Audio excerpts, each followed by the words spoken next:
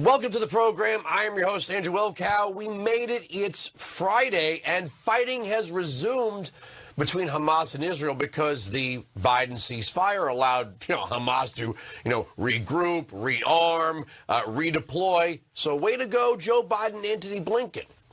All right, in the argument segment, my monologue, I'm going to go through a lot of the clips from last night's debate between Ron DeSantis and Gavin Newsom, but we're going to start here on the issue of gun control. Well, I couldn't agree with you more. We're near 50-year lows, down 55% violent crimes in the state of California from the 1990s. And I want to compare and contrast that with the issue in Florida that you didn't mention, and that's the murder rate. And let's broaden it more broadly. The issue is 7 of the top Those numbers 10, were part of the murder rate. 7 of the top 10 murder rates in the United States of America are red states.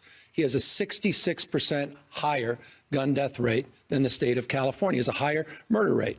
Go to places like Jacksonville. Go to places like Orlando. Go to places like Tampa. The murder rate's off the charts compared to cities like San Francisco. All right, my first guest is the Gun Owners of America Florida State Director. Welcome back, Luis Valdez. Do we notice something here about the 3 cities that Gavin Newsom tried to compare to one city in California, and it's all 3 cities with Democrat mayors? He left out Miami.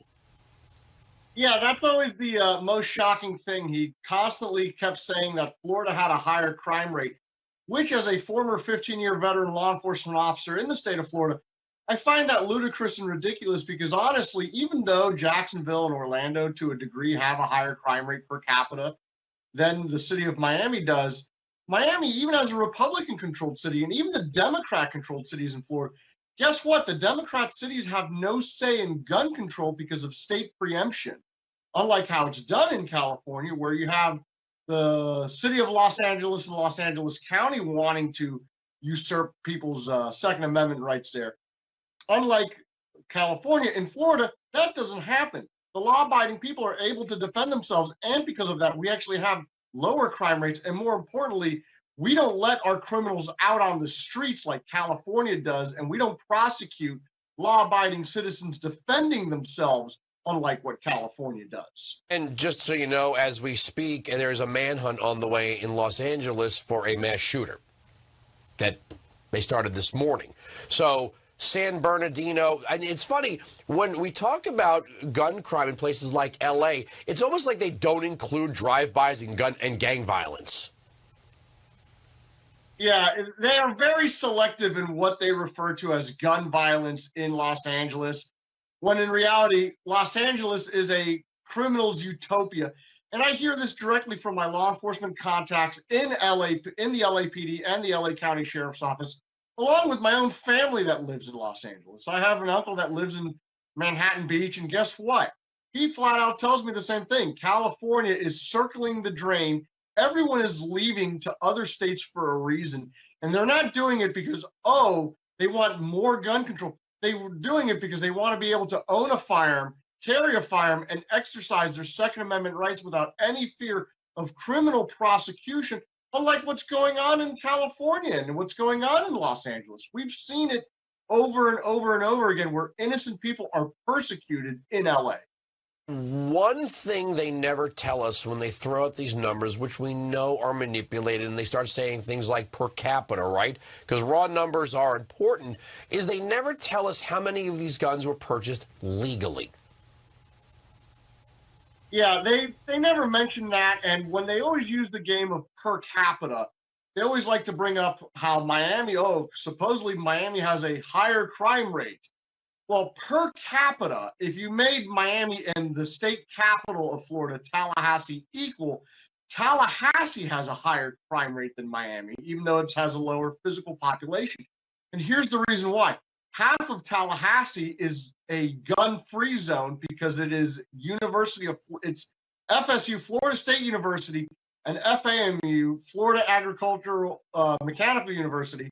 Half the city is a gun-free zone because it's a college campus, and criminals know that, hey, all my targets there are unarmed, unlike in Miami, which most of Miami is private property, and guess what? Everyone's armed and everyone's able to defend themselves. Unlike California, where even before the Bruin decision, good luck getting a concealed carry permit in Los Angeles County, unless you were politically connected to the sheriff you weren't getting one, so you weren't going to be able to defend yourself. And that's the really interesting thing, is they always throw around numbers and per capita and this. The raw numbers speak for itself. California is more violent. California lets more criminals loose on the street. And California, in every way, shape, and form, tries to disarm the law-abiding people and persecutes them for exercising their inalienable rights, unlike Florida is moving in a step in the right direction of trying to restore Second Amendment rights. Now, Florida isn't perfect. We don't have open carry. We still have gun-free zones. We still ban anyone under the age of 21 from legally purchasing and carrying a firearm. But that's not the governor's fault. That's the Republican-led legislators' fault, because they don't want to advance pro-gun legislation to Governor DeSantis. But again, in California, you have a Democrat supermajority state that all they want to do, both in the legislature and in the governor's office, is disarm the people and make them subservient to the state, and at the same time, let criminals loose. You know, both governors are going to have protective details from their state law enforcement agencies, but Gavin Newsom seems to think that only he's entitled to that. I mean, in his state, they revoked a concealed carry permit from a man defending his home on his own property while he was being shot at.